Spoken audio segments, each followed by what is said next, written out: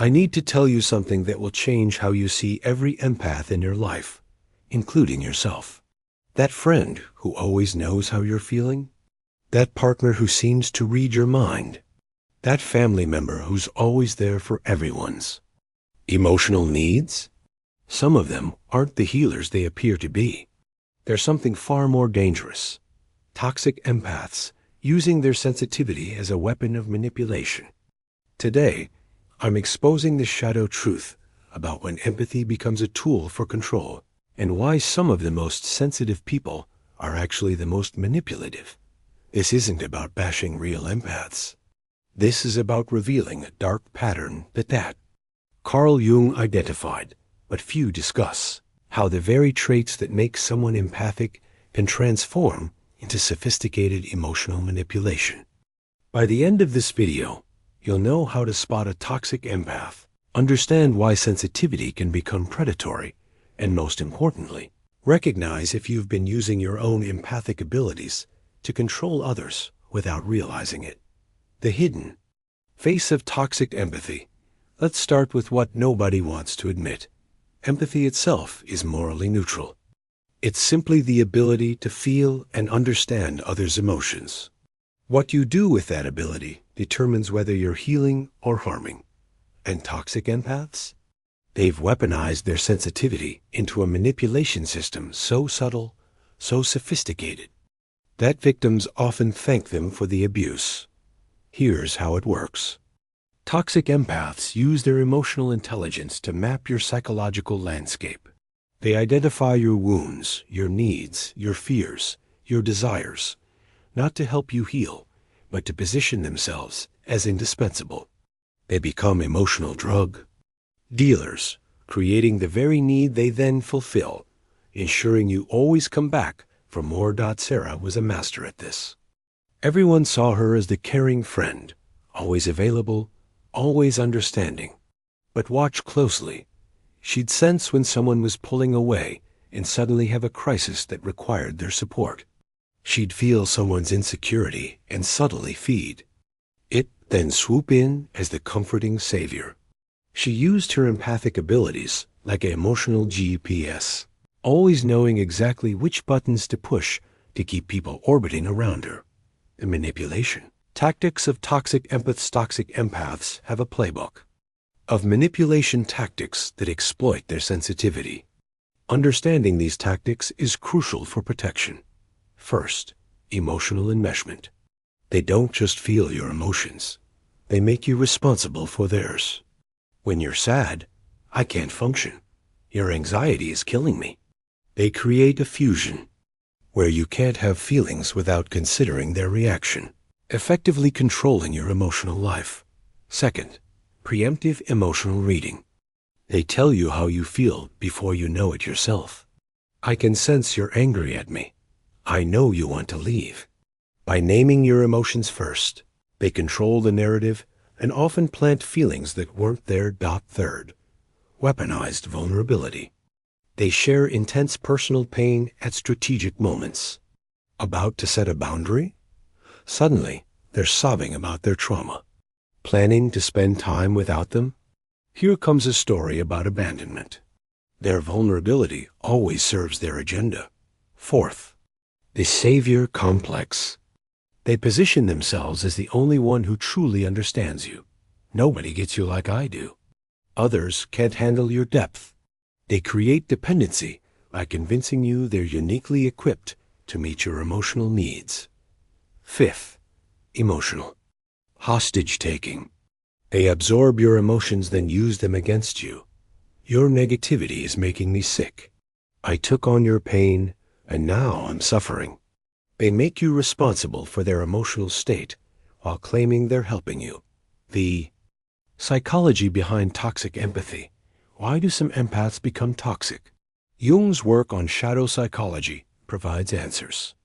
When someone builds their entire identity around being the sensitive one, the healer, the one who understands, they repress all contradictory impulses. Their need for control, their desire for power, their hunger for significance, all get pushed into the shadow. But shadows don't disappear. They find expression through distorted means. The toxic empath's shadow need for control manifests through emotional manipulation. Their repressed desire for power emerges as psychological dominance. Their denied narcissism expresses itself through being the irreplaceable emotional center of others' lives. There's often trauma here, too. Many toxic empaths learned early that reading and managing others' emotions meant survival. In dysfunctional families, being empathic wasn't a gift. It was a defense mechanism. They learned to manipulate emotions before they learned to honor them. What started as survival became predation. Real stories of toxic empath manipulation. Let me share how this plays out in real relationships. Mark thought he'd found his soulmate in Jessica. She understood him like no one else, always knowing what he needed before he asked. But over time, the understanding became suffocating. She'd sense his attraction to other women and create dramatic emotional scenes. She'd feel his work stress and develop mysterious illnesses that required his care. She used her empathy to anticipate and block any move toward independence. When Mark tried to leave, Jessica pulled out all stops. She felt that he was making a terrible mistake. She had prophetic dreams about his future suffering without her. She became physically ill from the psychic pain of their separation. She even told his friends she was worried about his mental health, using her reputation as an empath to turn them into flying monkeys who pressured him to return or consider Lisa, the workplace empath. She positioned herself as everyone's emotional support, but noticed the pattern. She'd sense tension between colleagues and subtly escalate it, then mediate the conflict she helped create. She'd feel someone's job insecurity and gently stoke it, then offer comfort. She was building an empire of emotional dependency, making herself indispensable by creating the very problem she solved. The covert narcissism connection. Here's a truth that will upset many. Toxic empathy is often covert narcissism in disguise. The toxic empath needs to be needed, craves being special, requires constant emotional supply, classic narcissistic traits. But instead of grandiose displays, they get their supply through being the irreplaceable emotional caretaker. They collect broken people like trophies. Each person they help is proof of their superiority. They don't want you to heal because healed people don't need saviors. They sabotage your growth while appearing supportive, keeping you stuck so they can keep feeling special. The victim stories they tell are revealing. Listen to a toxic empath, and everyone has wronged them despite their sensitivity and care. They're always the misunderstood healer, the unappreciated giver, the empathic martyr. This victim narrative serves their narcissism. They're special because they suffer for their gifts. How to identify a toxic empath? So how do you spot a toxic empath before you're ensnared? Here are the red flags. They know too much too fast. Real empathy develops understanding over time. Toxic empaths claim instant total knowledge of your inner world.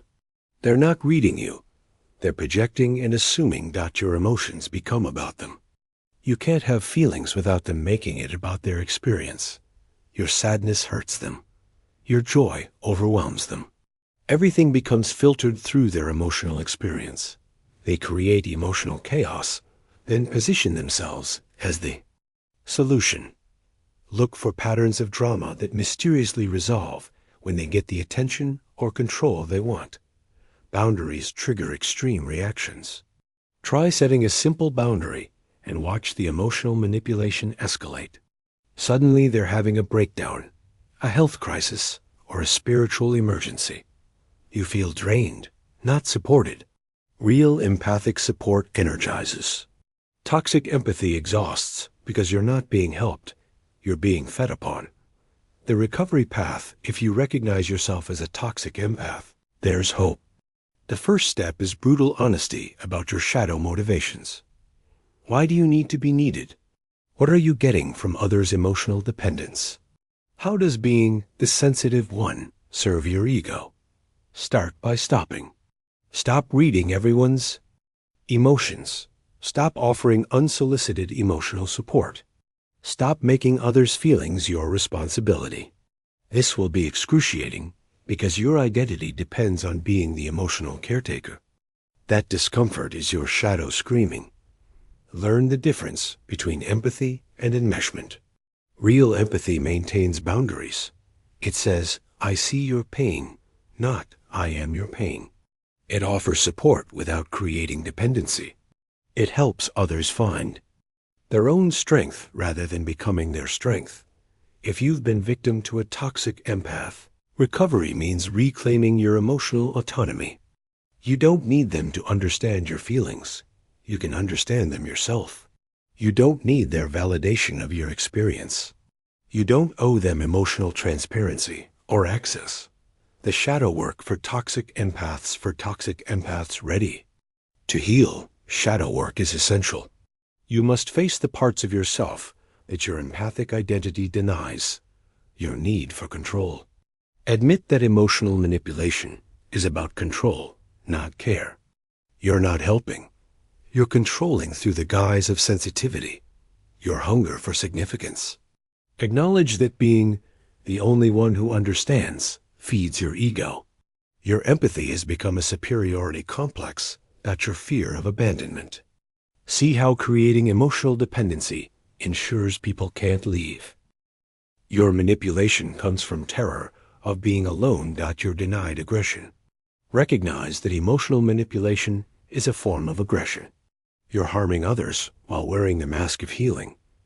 Integration means owning these shadows without becoming them. Yes, you have control needs. Channel them into controlling your own life. Yes, you want significance. Find it through genuine contribution, not emotional dependency. Yes, you fear abandonment. Heal that fear instead of manipulating others into staying. Transforming toxic empathy. What does a reformed toxic empath look like? They still feel deeply, but don't use those feelings to manipulate. They understand others, but maintain boundaries. They help without creating dependency. Most importantly, they've faced their shadow motivations and choose conscious empathy over unconscious manipulation. The transformation requires grieving. You'll mourn the loss of your special status as the one who understands. You'll face the emptiness that emotional enmeshment was filling. You'll confront the ordinary human needs that toxic empathy was meeting in destructive ways. But on the other side is real connection. When you stop manipulating through sensitivity, you can experience genuine intimacy. When you cease creating dependency, you discover interdependence. When you release the need to be special, you find authentic belonging, the call to consciousness. If this video has made you uncomfortable, good. Discomfort means recognition. Whether you're seeing your own toxic patterns or recognizing manipulation you've experienced, awareness is the first step to freedom. For those still defending their empathic identity, insisting this doesn't apply to you, that you're one of the real empaths, that's your shadow speaking. The more you insist on your pure sensitivity, the more likely you're using it unconsciously to manipulate. True empaths don't need to proclaim their empathy or defend their sensitivity. They simply feel, understand, and respect boundaries. World doesn't need more toxic empaths creating emotional dependency in the name of healing. It needs conscious feelers who can hold space without taking hostages, understand without manipulating, and care without controlling.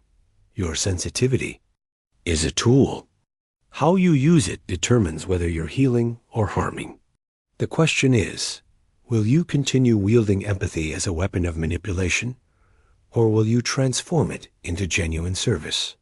What toxic empathic patterns have you recognized? In yourself or others? Share below. Consciousness shared is consciousness multiplied. And if someone in your life needs to see this, share it. Sometimes the greatest act of empathy is showing someone their shadow. Remember, true empathy liberates. Toxic Empathy imprisons. Choose wisely.